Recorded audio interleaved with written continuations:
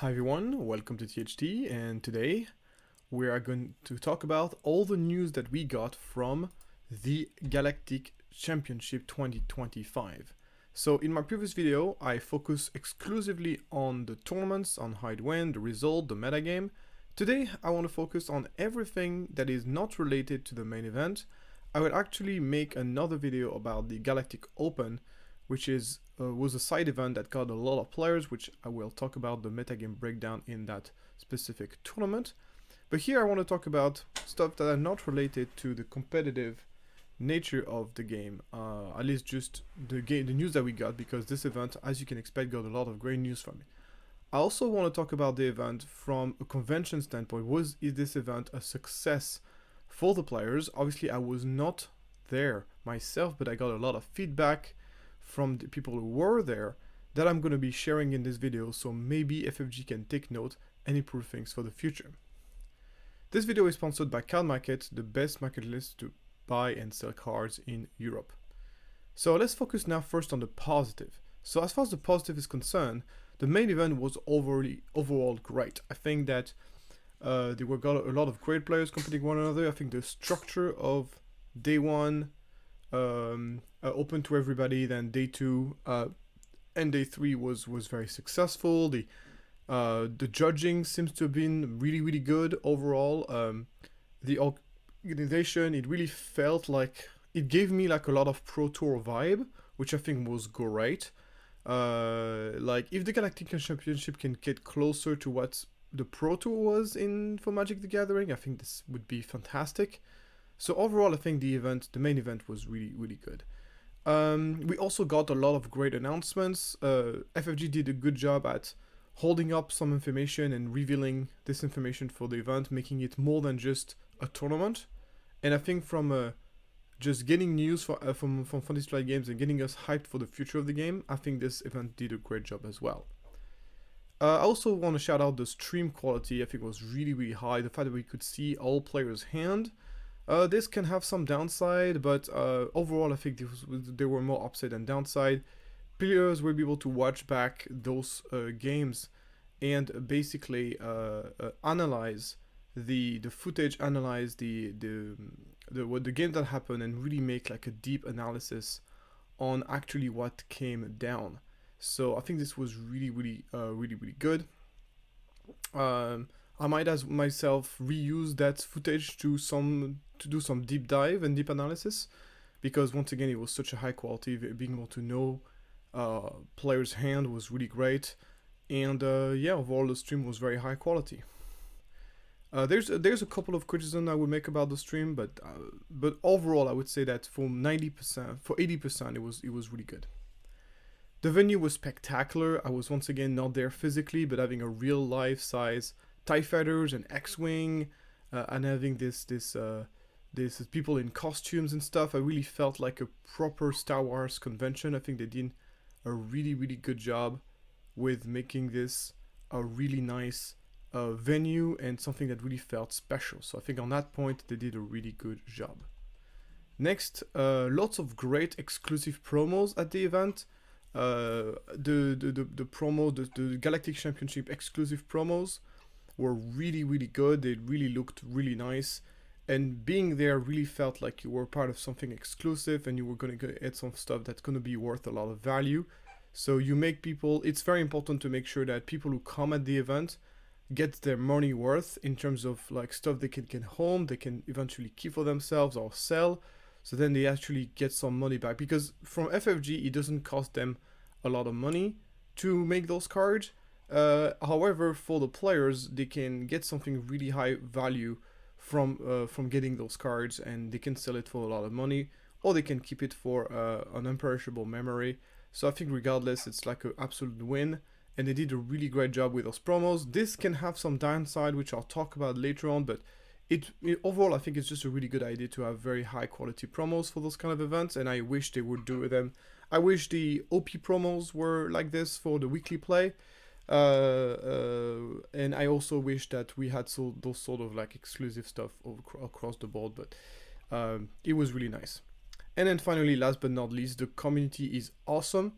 Uh, I think the community of Star Wars Unlimited is particularly good. Or maybe I'm the content creator, and from being a content creator, I only like get like the positive of it. So maybe that's why it is. But I also get some negative, obviously. But I feel like overall, at least in real life, people are very very nice to me.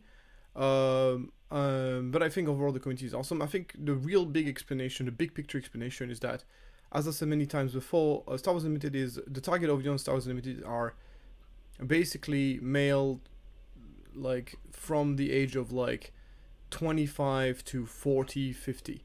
So it's really kind of very mature, man. There's not like a lot of young kids or anything like this. So the average Star Wars Unlimited player is very mature, and this maturity has reflects in people, how people treat each other overall. So just we have a very mature community, and this makes the community quite good. Also, even though the game is growing, it still remains a very small, a relatively small games. Usually smaller, kind of more niche games have better communities than very very large ones. So this is kind of my thoughts on this. I think what happens with very large game is not so much that there's more annoying people in proportion, but it's just that, for example, you're in a crowd of 100 people, right? Nobody is annoying. Everybody's nice. It's gonna look like the community is amazing. And then you got 1,000. Let's say you have the same, but with 1,000 players, and you're gonna have like three very big idiots in there. Even though the proportion is not necessarily like that much higher, just the fact that those people kind of like take the spotlights in a very negative way, unfortunately. So it's natural that as community are growing, they get more idiots, and those idiots get a lot of spotlights, even though in proportion they don't necessarily represent a very high portion of the community. But all that to say that the community is awesome, and I'm really proud to be part of that community. Once again, I've only heard positive. I was not there myself, but I've heard so much positive feedback that I had to mention it. And I think this also reflects to my experience whenever I was abroad to different events. Now let's talk about the negatives. So as far from the negatives here, we got a couple ones. First of all, of course, the elephant in the room was the insane waiting lines in order to get your prize world cards. Clearly not enough staff for the amount of people that was there. I've heard people queuing for 2 to 3 hours, which is absurd. For me, like, I mean, I'm talking only about myself, but it's really, really unfortunate, because then you have to make two choices. You either have to stop to decide to not play the line game, and then you get your promos in the end eventually, but the problem is like by the time you get there, they won't be the promos that you want. So you basically don't get the promo you want, or you spend the event queuing. That was kind of the two alternatives that you had when you were at the event. And obviously, whenever you're traveling so far, spending so much money to be somewhere, and all you do once you get there is queuing, this is just a horrible, horrible experience. So, in my opinion, this is a disaster. This was a disaster, and I think that they should definitely hire more staff, so they can have more places where people can queue in, and they should definitely try to work on being more efficient. This is not normal at all. The other one is even big of a. This is the fact that there were a limit of prize that you could get. That was extremely unfortunate. I think it's probably related to the fact that there were no cap on the kind of cards that you can get. So you could literally just go somewhere, and if you had the tickets, you could literally just get like like 10 Super Laser Blast or 3 Vader Showcase or whatever. And I think this is really bad, because obviously the people who are doing this are just doing this to sell the cards. They're not doing this to keep them for themselves. And they're of course denying the opportunity for other people to get them because they were in limited supply. So in my opinion, the best way to manage this is, you see the amount, okay, you see you basically say you can only redeem at most 1 Vader Showcase, 1 Luke Showcase, 3 Super Laser Blast, which is a playset maximum per player, or 3 of each of the any given promos. And this is the maximum price you can possibly redeem. Create a system around it, maybe with a QR code or something. And then basically, this means that this will, of course, will cap the amount of people who actually can get their stuff, which I think is the least you can do to make sure that everybody in the event. And this way, you make everybody. It makes it also much more manageable to manage your stock, because you're like, okay, well, there's gonna be 2,000 people at the event or 3,000 people at the event. All we need to have is 3,000 Vader showcase, 3,000 Luke showcase. So then no matter what, you know that everybody who gets the tickets can get. Because I cannot even imagine the frustration that you've basically waited in line. So you've come to the event, you spend loads of money in hotel, getting in transportation, getting to the event. You free up an entire weekend to do this, sometimes even more if you're coming from far away. You do all that stuff. You buy the car. You earn your tickets, because getting to the enough tickets to get yourself a showcase, so definitely expensive. And the showcase is definitely expensive. And then on top of this, you queue for hours, and you do all this in the end to not get your showcase. I would be absolutely fuming in rage if this would happen to me. So going through all this to finally not get what you want is just completely unfortunate. And all this in profit of people who are just farming events and deny other people's opportunity to get cards. This is just very unfortunate, and this could have been avoided just with a little bit of common sense. Moving on is, I would have loved to have at least one expert caster in the crew. The crew of casters are made of awesome people, I have no doubt about this, but they're players who are not, obviously not super experienced with the game, which obviously doesn't mean you're gonna do a bad job at casting. There's some awesome casual casters, but the problem is with this is that you end up in that situation where those casters are not really adding so much to the games, and they don't always understand what is at stake and stuff. So personally, I didn't really see the casters' entire casting. I got a couple of glimpses of it because I was mostly casting the event by myself on my Discord channel. So if you are looking for more expert casting on those events, you can definitely join our Discord community where I do some casting, most for major events like this. Just because I find it fun to do. I do it completely for free, obviously. And in the crew, I think it. But obviously, I got a lot of feedback from people who actually watched the live casted with the sound on, and those people told me that the casting was just very surface level. Which, once again, there's nothing wrong with this. I think you need to have one host that's kind of like more casual, who talks about things on a surface level, and then you want to have a more expert who can talk about the matchups, who can talk about the meta, who can make people understand what is at stake, what they can expect, and that kind of thing. So I think this is this combination between one expert caster. I know that getting an expert caster on an event like this can be difficult, because obviously the vast majority of people who are expert at the game would and are willing to make the trip to the Galactic Championship would probably be already playing. But I'm sure there's a way to find it. And even let's say you don't get one for day one, you can get one for day two. There's tons of really good players who didn't manage to make it to day two, who could have basically joined the casting crew and kind of help out on this. This is something that I hope they will look into in the future. We need the Andy Bueller of Star Wars. We need like those casters who just basically dedicate themselves to this awesome art. Even if that means spending a little bit of money to bring them in or something like this.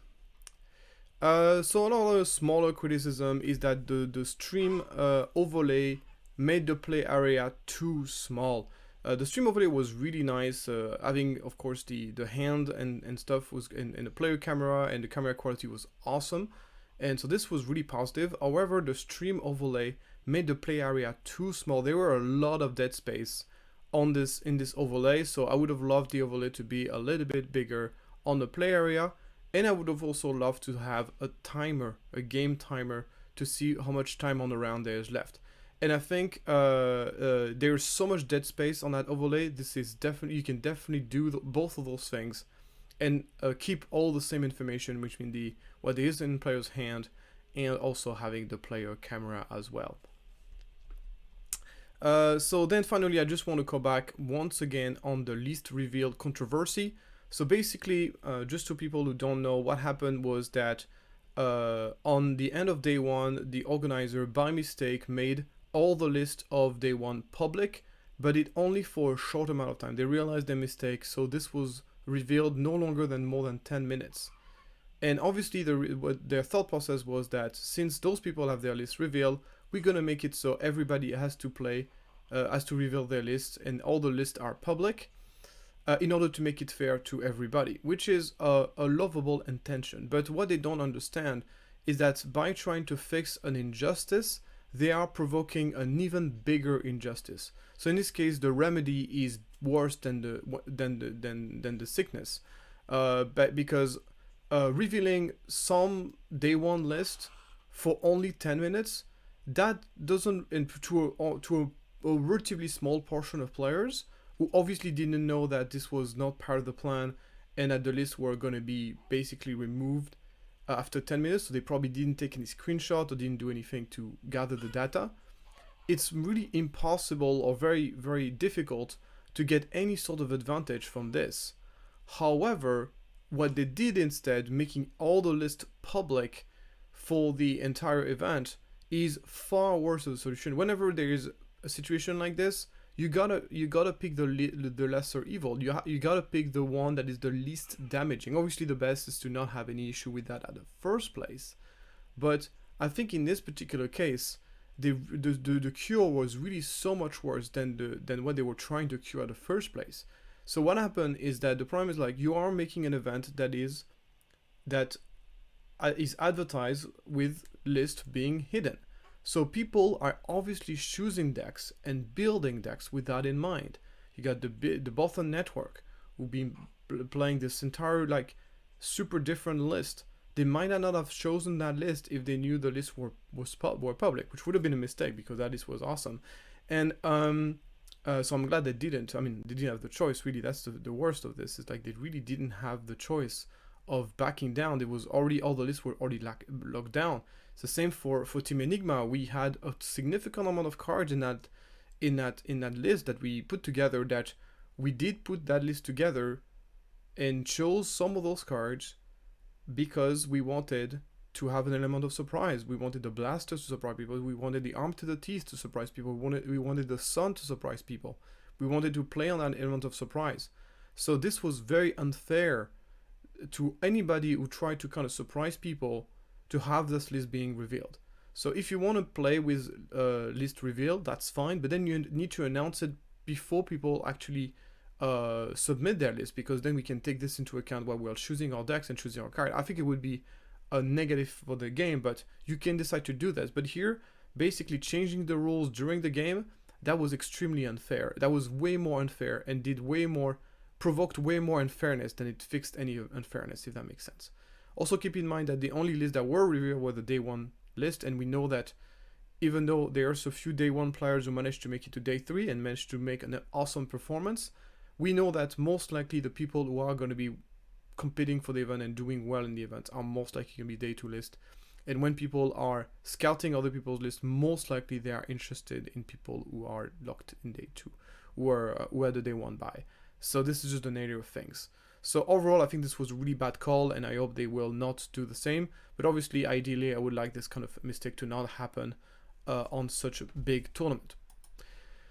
So let's get now into the news portion of this event. We got a lot of awesome news, and the first news we got was that Draft is gonna get finally some competitive support, which is something I've been advocating for so long, and it looks like FFG got the message, because whenever I reacted on the live to the announcement, the FFG staff actually answered me and told me, you knew, and I quote, you knew you were gonna like it, which made me very happy. I mean, they actually watched my videos. I mean, once again, I'm not suggesting the fact that they did this just because of me, but at least they've heard what I had to say, and that makes me really happy when developers listen to their community in general. So why is it great for the game? I think Draft is a very important part of what makes trading card games ecosystem. It's very, very fun. But the sad reality is that unless it gets competitive support, people are not going to focus on it too much. They're just going to play it for casually, close to pre-release, just, well, okay, we're going to be opening packs anyway, so might as well draft them or whatever. But it's not going to really go beyond this. And I think Draft deserves so much more than this. So I'm a lesser fan of Sealed. I think Draft is so much better than Sealed, but I know that for logistical reasons, there's also going to be some Sealed tournament. So they basically didn't specify which event would be sealed, which one would be draft. Are they going to do a sealed for the main event and then the sealed and the draft for day 2, or for and a draft for day 2 or for top 8. Similar to Magic, we don't know. They haven't really got any details. What we do know is that the Galactic Championship 2026 will feature both draft, sealed, and constructed.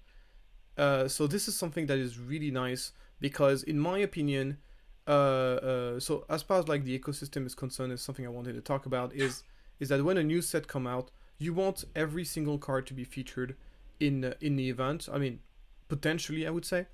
And if you're only doing constructed, you're only gonna see just literally maybe the top 10 most competitive card of the set, maybe more depending on how competitive the set is, but you're not gonna get much of the new set. Well, if you're getting draft and sealed involved, then suddenly you're gonna see a wider proportion. You're gonna see the common cards, you're gonna see the uncommons. So that's really positive. The other very positive thing is that building decks is an entirely inherently important part of being good at a trading card game.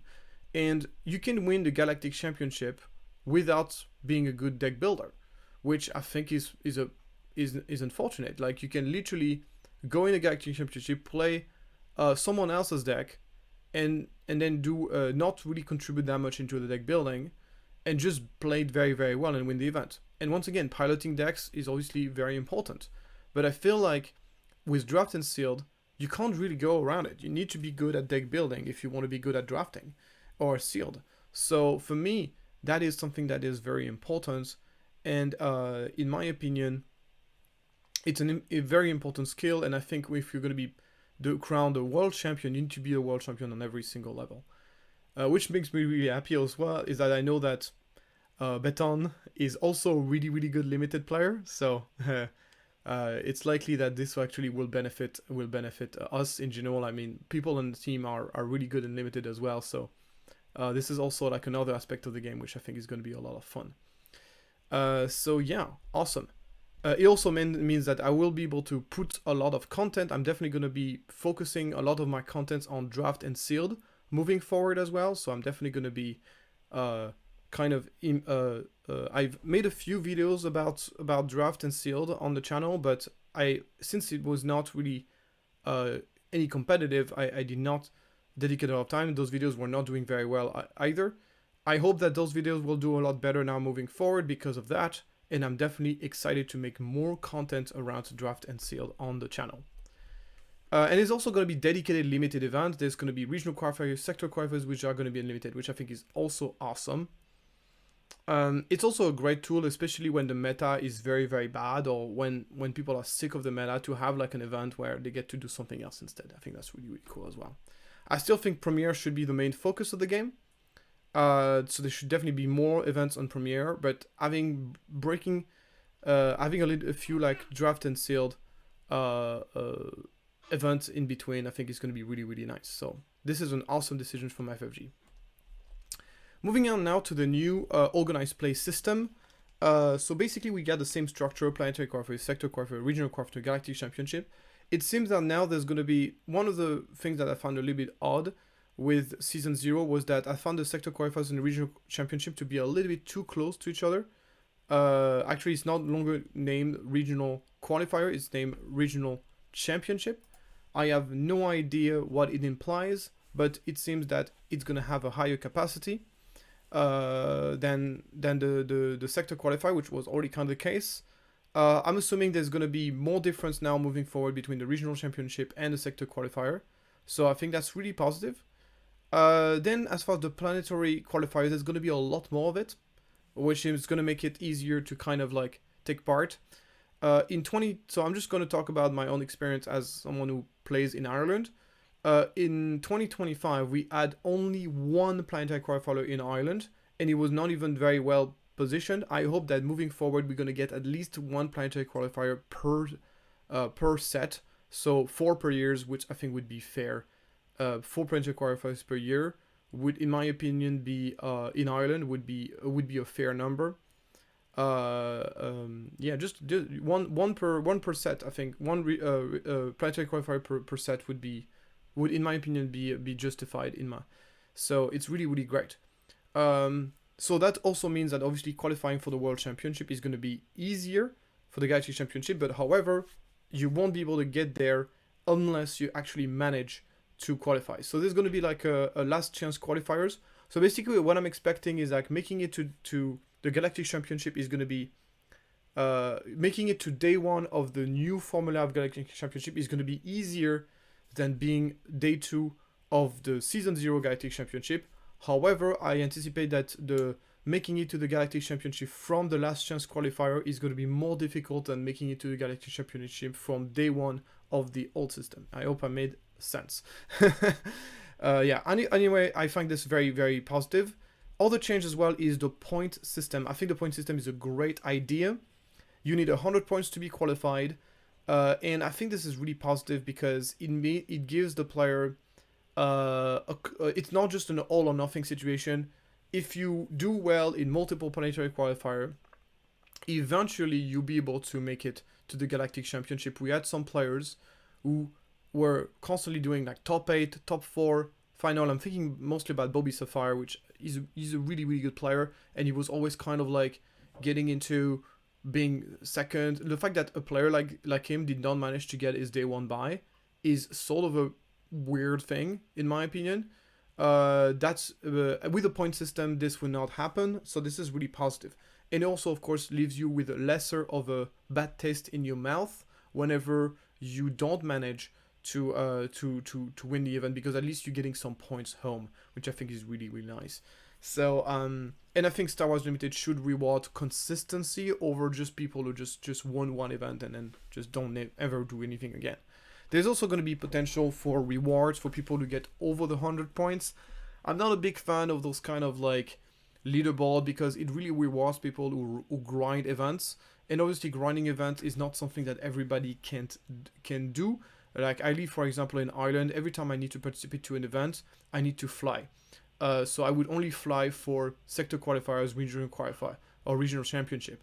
I would not travel just for a PQ. That means that the only PQ that I can use to qualify are basically going to be the one that in Ireland. And as I said earlier, in 2025, we only had one PQ in Ireland. I hope we're going to get 4 this year, 1 per each set. But once again, it's not guarantee. So obviously this reward people who live in areas where there's loads of PQs they can participate in. So it's nice that there's an incentive to get over the 100 points. It gives people something to chase, but I hope that what they're going to get for it is not going to be too big, because it would feel bad for people. It would feel unfair to people who don't have access to that. But it is what it is. I mean, anyway, it doesn't.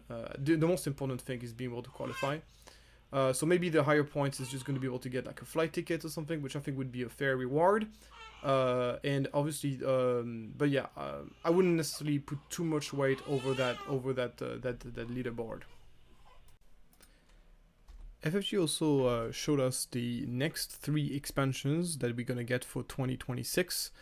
So the 6th expansion that you see in front of you here will be the premiere format once the rotation happens, which should happen in March at the release of A Lawless Time. And this being the 3 first expansion that we had so far. Spark of Rebellion, Shadow of the Galaxy, and Twilight of the Republic will rotate out. So I'm going to try to speculate a little bit on what those different expansions might entail and what I would like to see as well from each of them. The first one is going to be called A Lawless Time, which is the huge hint at The Mandalorian. So I think it's going to be Mandalorian focused, even though we already had an expansion that was focusing on the Mandalorian and also on the lawless part of Star Wars universe, which are all the bounty hunters and stuff. So this seems to be some sort of a Shadow of the Galaxy kind of 2.0. That's going to be interesting to see exactly what it entails. What I really would like to see from this expansion would be leaders that have 2 aspects, but neither are heroism or villainy. So things like maybe a leader that would be cunning vigilance or vigilance command and all that stuff. I think that would be really, really interesting for the game, and obviously release new cards that would support those archetypes that would also be either cunning heroism, cunning vigilance and what have you. So something to support those color combinations. So I think it would be a really good time to do this, because obviously The bounty hunters is definitely the most gray area in Star Wars Unlimited, where there's not really any villain or heroes. There's just a mix of them. So I think it would be a good opportunity to do that, and it would just create a lot of interesting deck building decision. And this is really something I've been looking forward to seeing in Star Wars Unlimited, and I honestly wish they would have done it already in Shadow of the Galaxy. And I think it would open up so many different options instead of deck building. I think that would be awesome. Then there's going to be an expansion called Ashes of the Empire, which is the one that when they run a small community survey, it was the thing that people were the most excited about. I think what people are very excited about this is that it explores an area of the lore of Star Wars which is not necessarily super well explored in the main movies, which is obviously the period of time after the destruction of the Death Star in the Return of the Jedi, and what happens in Episode 9. So basically the remnant of the Empire. So when we're gonna see the New Republic, so we already had in the game a few New Republic cards.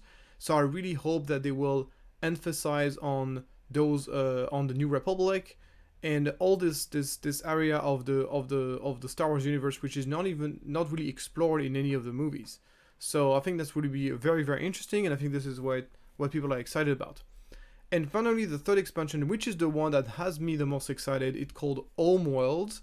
And what I believe this expansion will do is like it will focus on the planets, and it will focus on the people who live on those planets. So basically, races in the Star Wars universe that are really, really indigenous to specific planets. Think about, for example, the Gungans on Naboo, the Ewoks on Endor, and all the other different sort of species, maybe the Jawas. So maybe we're gonna have a lot of what we call tribal archetypes, which are basically racial archetypes that are linked to a specific race in the game. So maybe there's gonna be an Ewok, Jawas, maybe of course a Gungan archetype. That would be awesome. And if there's one moment where it is good to do this, it has to be for Homeworld. Also might be a good opportunity to explore a little bit more the design space related to base traits. So you know that right now there's not really any difference in terms of gameplay between picking a 30 HP base that is on Hoth or a 30 HP base that is on Tatooine or whatever. Like, really the traits of the bases right now don't matter at all. But this, once again, could be a good opportunity to change that. It could be a good opportunity to have the traits of those bases to actually matter. And have certain units have certain bonuses depending on the trait of the base they're on. I think this would be a really, really good moment to explore that. So there's a lot of stuff I'm excited about for those 3 expansions. And the future looks bright for Star Wars Unlimited. And I love the consistency of just like 3 expansions per year. I think the schedule has been really, really good, not too fast, not too slow. So moving on now to the next news is that the next Galactic Championship is going to be at the exact same date as it was in 2025, and it will once again be in Vegas, and it even specified that it would be in the exact same venue that it was this year. So it's a little bit of kind of a mixed bag here. In one hand, me personally, for me, it's perfect because I really wanted to go to Vegas. And I already have OPE has already agreed to carry over my free ticket that I got from Birmingham and carry it over to the year after, since I was not able to go. And thank you so much, OPE, for allowing me to do this. So obviously, if the Galactic Championship would have been moved, let's say, to Germany, having a free ticket to Germany, not exactly the same thing as having a free ticket to Vegas. So I'm really, really glad I will get already a free tickets to Vegas for this year. And this time around, I hope I will be able to make it. There's no reason why I wouldn't be able to, but obviously life can be, it's 1 year away, so life can be full of surprises. But I should be able to make it this time around. This year I really had a massive excuse for not going. This time around I will really, of course, would like to go. Granted, I managed to qualify, which I hope I will be able to. It should be no problem for me. Especially if they only do one PQ in Ireland, It will be a little bit dicey because it means I need to win that PQ, which not always easy. But if they do like 1 PQ per set, I think it should be grand. I should be able to qualify without much issue. But once again, we never know.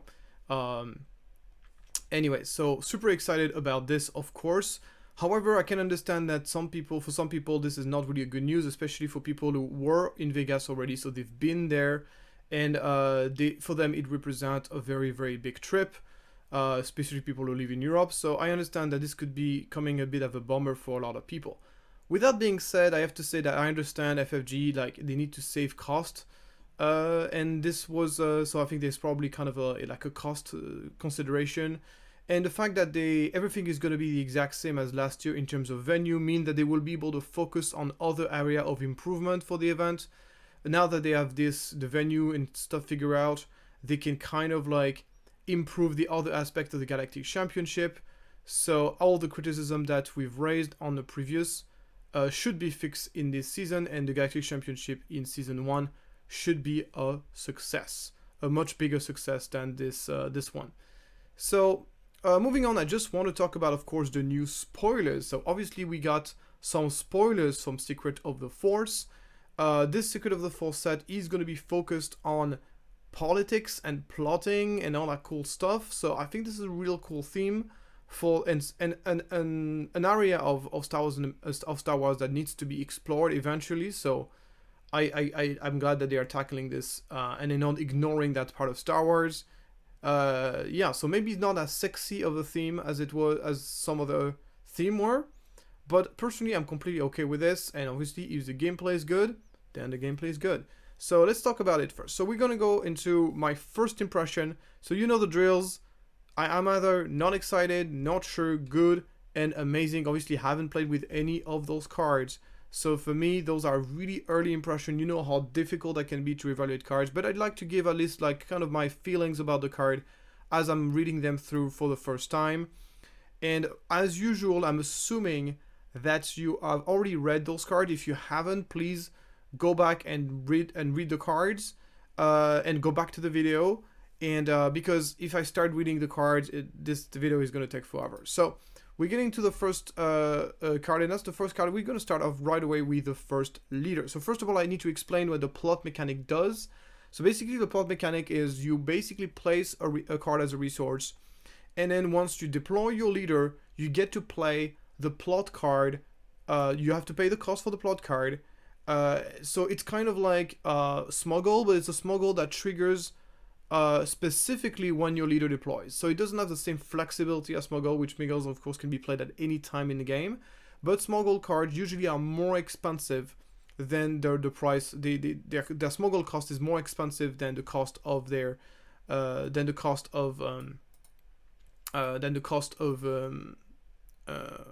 the card itself. And the other advantage is like it's very action efficient because you are in one motion deploying your leader and getting the card out in one motion, which can have some combo potential. This can be really powerful sometimes to chain multiple actions together and prevent your opponent from being able to interact with it. So to me, this is a really cool mechanic. I like mechanic that allows you to reuse your resources. I think Smuggle is one of the best mechanic in the game. It is still even relevant today as a mechanic. However, they failed to make it a successful archetype as an archetype, but it's a really, really powerful mechanic. This time, so Chancellor Palpatine is obviously going to be a leader who's going to be focusing on the plots as an archetype, really building this as an archetype. So, and this is a leader that reminds me a lot of Kylo Ren, the new Kylo Ren. So Kylo Ren ability, right, has this ability that allows you to basically fill your discard pile with,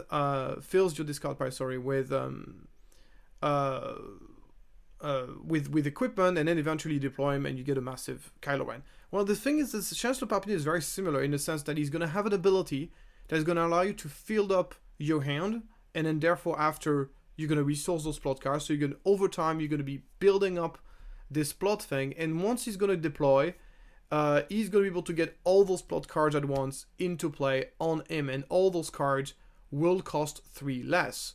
So the good news about this is that Chancellor Palpatine is also the same cost, is 7, and he's also the same color combination. and he has better stats. He's a 6'8", but he doesn't have Sentinel. However, you can give him Sentinel. Maybe there's going to be a plot card that's going to give him Sentinel. So obviously we know now that Kylo is actually very strong if you manage to find the right combination card for him. Kylo is always going to have the same inconvenience of like, he has an ability that doesn't really help him stabilize the game. It's something that you can mitigate by having some really cool combos. We saw, for example, the Kylo Tarkin Town deck, being able to get the Mix discard and play Tarkin Town to kind of like do some shenanigans and kind of stabilize the game. We'll see if Palpatine gets similar tool in order to stabilize the game and keep his head out of water. My expectation is that the leader will always struggle against aggro because you get an ability that does cost resource and that doesn't actually help you to stabilize against aggro. However, the ability, as opposed to the one of Kylo Ren, even though it does cost resource, actually allow you to get some card selection, and more importantly, it gives you card advantage because you're actually getting an additional card instead of having to draw a card, discard a card. So I think that's really, really nice. Another really cool thing is like, I think Chancellor Palpatine, as he deploys, is going to be a lot more impressive than Kylo, because Kylo, he deploys, you put a bunch of upgrades, but those upgrades you have to pay the normal price for them, while this leader reduced the price of those upgrades by 3 whole resource. That's a lot of resource. So assuming we get a critical mass of plot cards that really work well with Palpatine, I think Palpatine has a lot of potential. So obviously, one thing to keep in mind is that obviously Kylo Ren interacts with upgrades, which they are upgrades on all sets of Star Wars Unlimited. So he has a deck building constraint that is less constraining than the one of Palp, while Palp only interacts with plot card, which we know will only appear in this set. So in my opinion, Palpatine has the potential to be better than Kylo because, once again, this cost reduction is massive, and whenever you deploy, be able to get like 1 million cards in play, that can be insanely powerful. So I can definitely see some sort of Chancellor Palpatine control deck being like insanely powerful. So in my opinion, this leader has a lot of potential. Obviously, it's only the beginning of the set. Will have enough plot cards to create a deck around it, and will the plot cards be good enough to work with him? That remains to be seen. But to me, I'm going to give this leader a thumbs up. I think he has a lot of potential. Moving on now to Padme Amidala. So I was really excited when I saw her because her leader ability is very strong. Whenever you reveal or discard one or more cards from your hand, you get to exhaust her to deal 1 damage to any unit. Very flexible. We know Ping's ability are very powerful. Yes, another Ping ability. FFG loves to print Ping's ability in almost every set, and that's the reason why Tarkin Town is probably never going to go away unless, of course, once the rotation happens. So that's obviously very good. With rotation, there's a lot of effect in the game that allows you to discard card. There's also a lot of effect in the game that will encourage you to reveal cards, because there's a whole new mechanic that is basically making you reveal cards in this set. So in my opinion, the leader's ability on paper looks very powerful and is going to have a lot of synergies in the game. One makes me very disappointed though is the leader deploy. The leader deploy is pretty bad. The only advantage, like, you can use her ability multiple times a turn, I guess, which is nice, but then she has this awful stat line, 3/8 deploy and cost 6. This stat line is really truly awful. So we've seen leaders in the past who have very bad leader deploy, but basically their leader's ability was so strong that it kind of make up for that. So we saw, for example, a good example for this is Thrawn. I think Gar Saxon is also a good example, and we also had on set 4 we had Akbar, which had also really bad leader deploy, but because the leader's ability was so strong, it kind of made up for that. So maybe there's hope for Padme, but so far, so I'm gonna give this a maybe, because our leader's ability is very strong. So to me, also the fact that you get to choose where the damage goes, it's not like Quinlan or it's not like Quinlan or Cad Bane where you don't get really to choose where the ping goes. Here you get to choose where the ping goes, which I think is a really big deal. She's most likely going to be paired with Red, because Red has this, obviously will get you access to Tarkin Town and will allow you to leverage, of course, the damage. So I think she's really interesting. So, but our leader deploy is really bad. That's why I'm a little bit, I'm not going to give it a thumbs up right away. Then we got the new Cad Bane unit, yet another one. This one has plot. I would have loved this card for 4 resource, but I think for 5 he's too expensive. I think he's just overpriced. I think for 4, like a 4/5 for 4 that kills something that has 2 or less remaining HP, I think that's pretty nice. But for 5, I think he's just a little bit overcosted. He does have plot, but is plot worthy of costing an extra resource?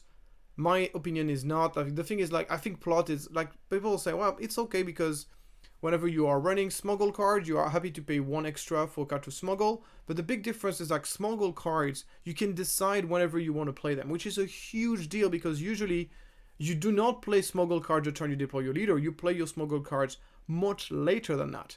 So here I think plot is far worse than smuggle. So you cannot just say, oh, smuggle usually costs 1 extra, so Catbane should also, Catbane is fine. But no, the thing is, like, so I think he's just overcosted. So I don't think he's very good.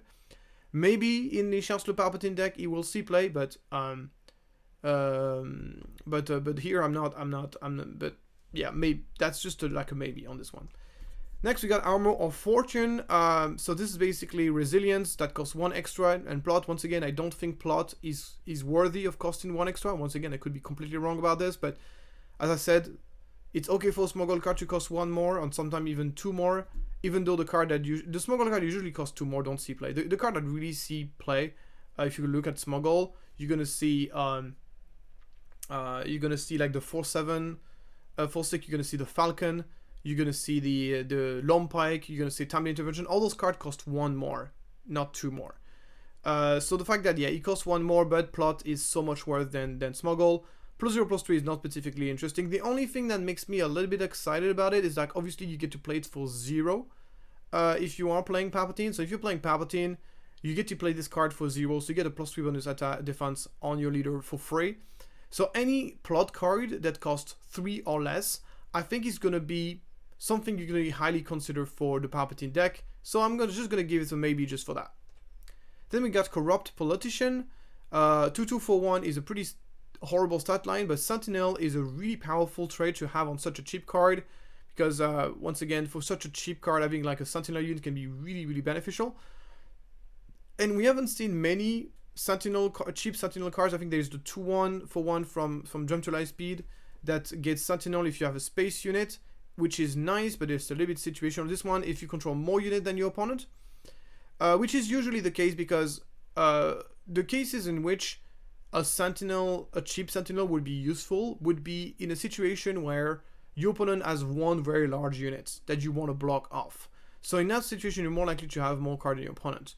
Obviously, it's very meta dependent. It's really cool. It's a really good pull from Vader. The fact that it's villainy is very nice, because then with Vader, you can pull Vader himself, you can pull a 2-drop, and then you can get a Corrupted Politician to completely block off the board. And you're more likely to have numerical superiority because you just literally put 3 units for the price of 1. So I think it has potential, so I'm going to give this a maybe. Next, we got the I Am the Senate, which for 6 resources allow you to put 5 spy tokens. The spy tokens are 0/2 raid 2. So on this one, so basically we're talking about a 6-drop which doesn't have an immediate impact on the game, because you get all those spies down. They don't have sentinels, they don't do anything as they come out.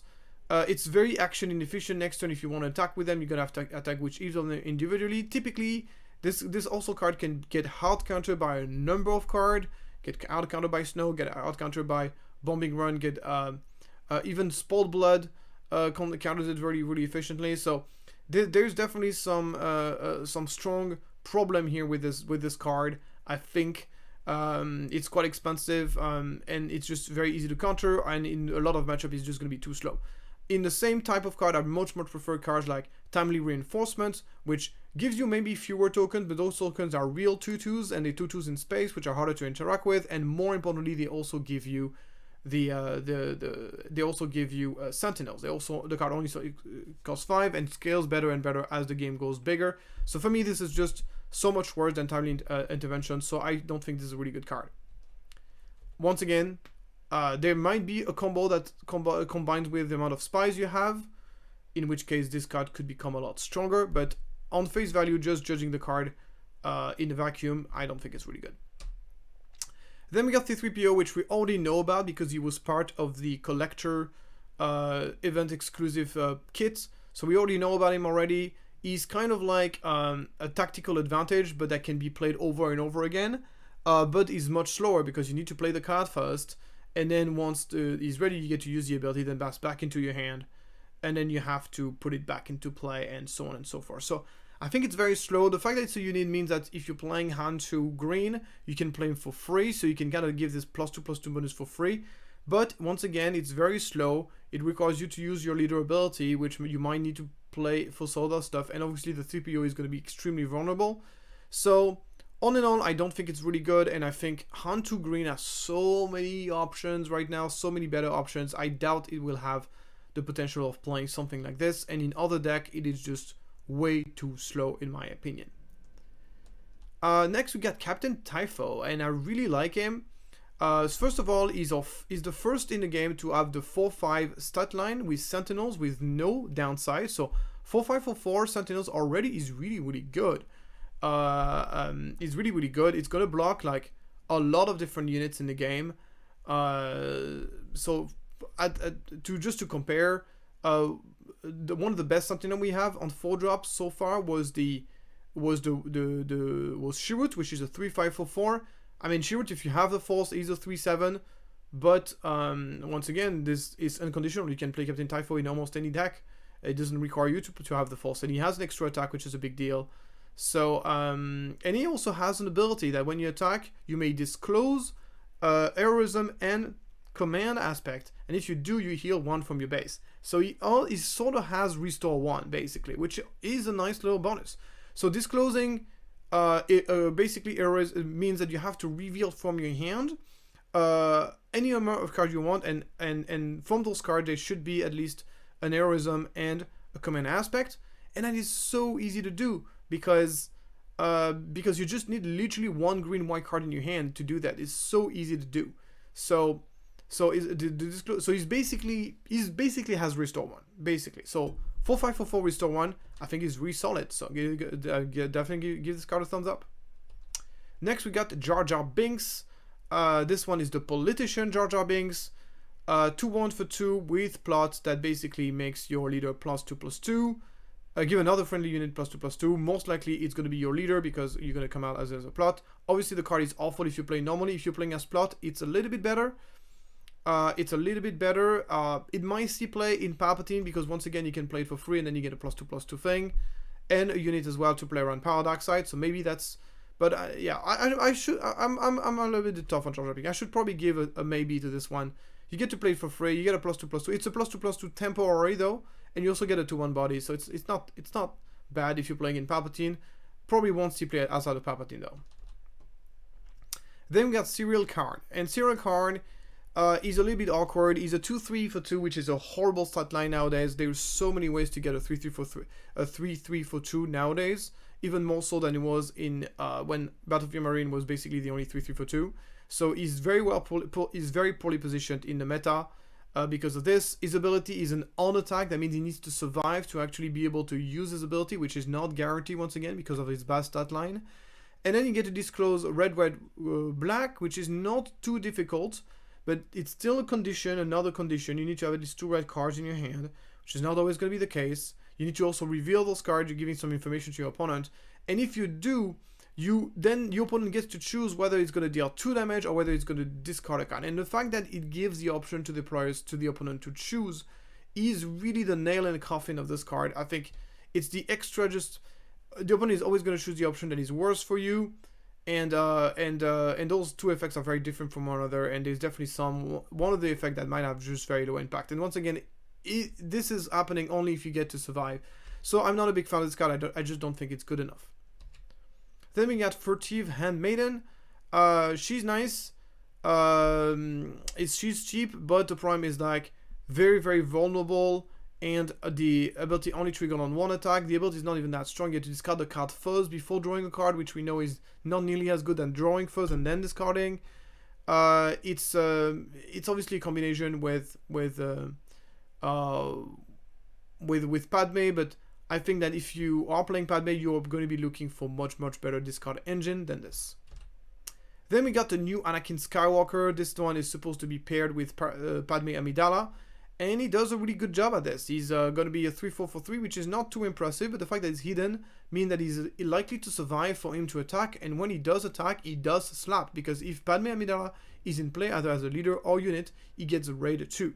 So there's currently 2 Padme leaders. The first one, the green one, is the politician one that we got from Twilight of the Republic, which is unfortunately is very bad. I think the new one is much better, and he's the same color combination as Anakin, so I believe he's going to be paired with the new one. I don't think you want to pair this with Padme units. Padme units is not really good. Maybe we might get another Padme unit that's better, but whenever you're playing something on turn 2, unless that Padme is a turn 1 play, 99% you want to have the Padme as your leader for this ability to turn on. And then he becomes a 5-4 for 3, which is very, very nice. And the fact that he's hidden is like that he's going to be able to at least attack once before he gets attacked. He's also a Jedi Force, which we know is very relevant for a certain card called Fourth Throw. I don't know if you heard about it. Next, we got last but not least, not the last card, but this card is When Has Become Now, and this card basically allows you to play a plot card from your resource for 1. So basically, it allows you to turn your plot card into sort of a smuggle card. I don't think this card is very good. First of all, it is card disadvantage because normally playing a plot card is card advantage because you play a card without spending a card. In this case, you are effectively counterbalancing this because you have to play a card from your hand to make this happen. It's quite situational. Because you need to have a plot card in your resource that you actually desperately want to play. So it's quite situational. And the effect is not really that strong. And the fact that you have to pay another extra resource, already the plot cards are a little bit overpriced, as we already saw. So here you're paying an extra resource on top of that in order to make it happen. So this card is just awful. I think if it was 0, it would be pretty good. I would like it. But obviously there's a problem with this card, and you probably saw some discussion about it. This card is missing a few words. Normally this card should say play a card with plot from your resource, paying its cost, and it should say if you do, comma, put the top card of your deck into play as a resource. So as it's written right now, you can play this card and decide to not play a plot card and then apply the effect afterward that allows you to put a card of your deck on display as a resource, which is basically a resupply. It's basically a resupply for 1, but instead of the card itself being played as a resource, it's going to be the top card of your deck who's going to be played as a resource. But it's a resupply that costs 1 resource, which is ridiculously powerful. And not only that, it's also a trick, meaning that you can grab it from Jabba the Hutt and then you can ram for 0, which is insane. But like the real deal is like it's just a universal ram card that can be played for 1. And it is going to be villainy, so it can be played in any villainy deck. Even heroism deck can play this card as an extra resupply out of aspect. Obviously, I'm not going to spend too much time talking about this because obviously this is an oversight. Obviously they forgot to put the sentence if you do, and obviously this card is going to be either banned or errated or clarified. So then this cannot happen, because otherwise this will be the most broken card in the history of Star Wars Limited by a long shot. So, and it's going to see play in absolutely every single villainy deck, and it might even see play in some heroism deck. So obviously they're going to fix that. I have faith in FFG for those kind of stuff. I think they're going to do a quick errata on it, and that would be the end of it. So I don't want to spend too much time talking about the implication of this card as a broken card. So if you play this card as it's intended to be played, this card is pretty bad. So yeah. Moving on now to some cards which were shown but not really officially spoiled, so we don't have super high quality pictures of them, is Kydal Connix. And this card is very interesting. She's kind of like the Disabling Fang Fighters, but on the ground. So she's 3-2 for 3 and she differs again when she gets played. The upgrades has to be a non-unique. However, she defeats any number of upgrade on a unit. So that means if you get a Charleston with a bunch of experience on it, you get to strip him down of everything. If a unit has multiple upgrades on him, you get to remove all of them, which is awesome. And then on top of it, she also has plot, which is very, very nice. So obviously she's a very meta. Also, of course, the fact that she's limited to heroism, she's villainy and heroism and aggression, means that she's going to have to be played in a narrow amount of decks. The fact that she only targets non-unique upgrades is definitely a downside, and the fact that she is on a ground unit, you definitely prefer to have a 3-2 for 3-2 in space than rather than having it on the ground. A 3-2 on the ground is a lot more vulnerable than 3-2 in space.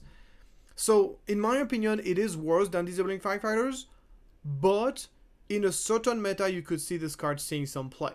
So I'm going to give this a maybe. It's really going to come down to the meta whether this card is good or not, but it is definitely playable for sure. And yeah, moving on now to Marva Andor.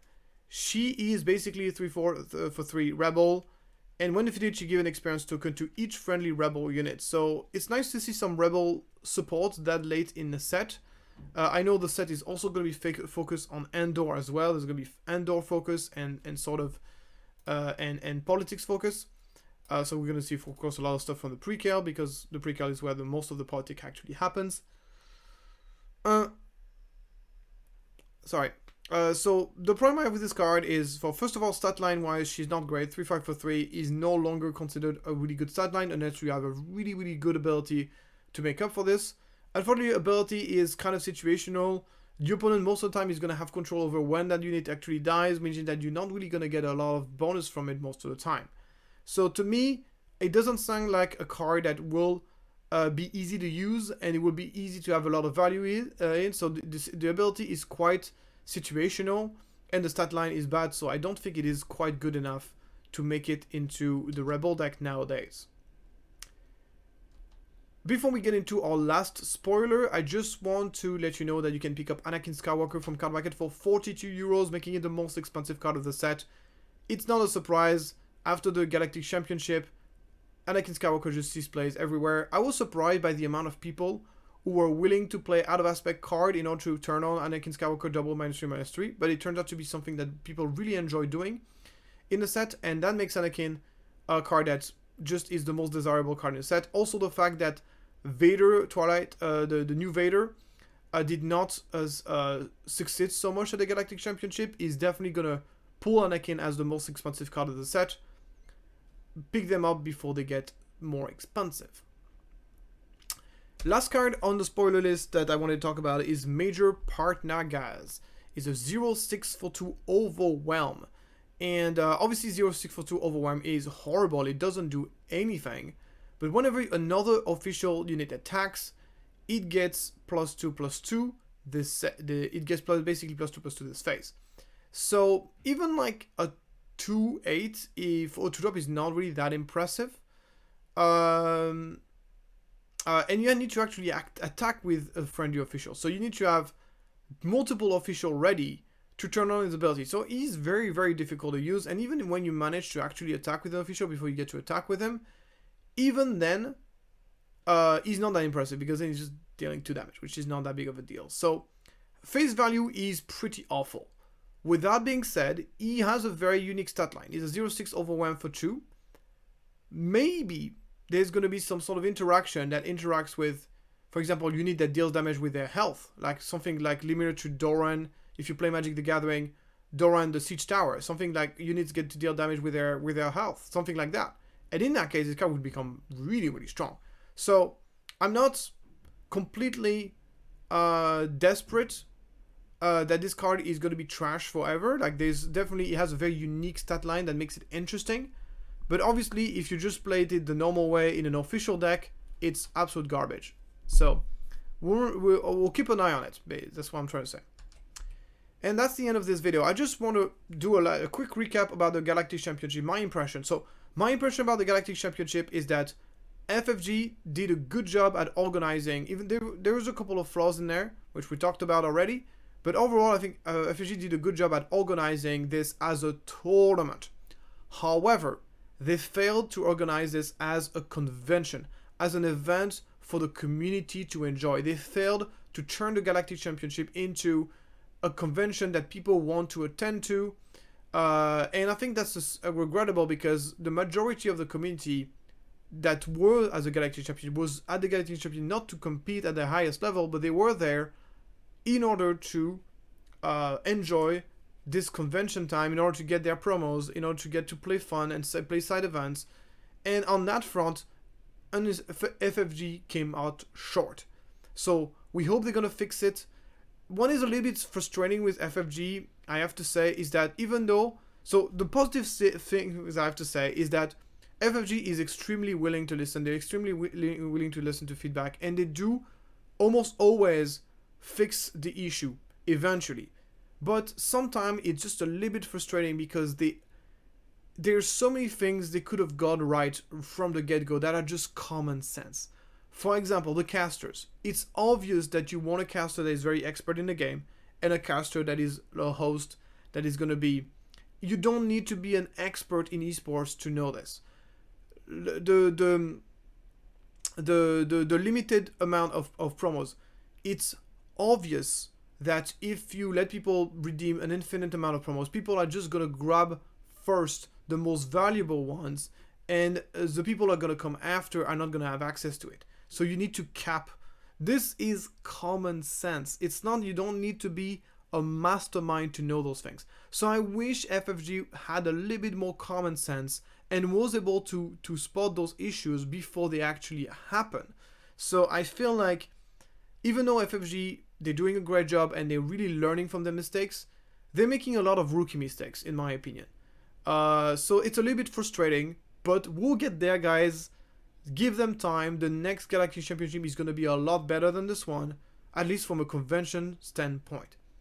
Thank you so much for following the video. Let me know and share with me your impression about the Galactic Championship. I'm eager to hear more about people who were there, who and can maybe give me a bit more context, a bit more insight, maybe things I haven't talked about yet. So feel free to let me know in the comments below.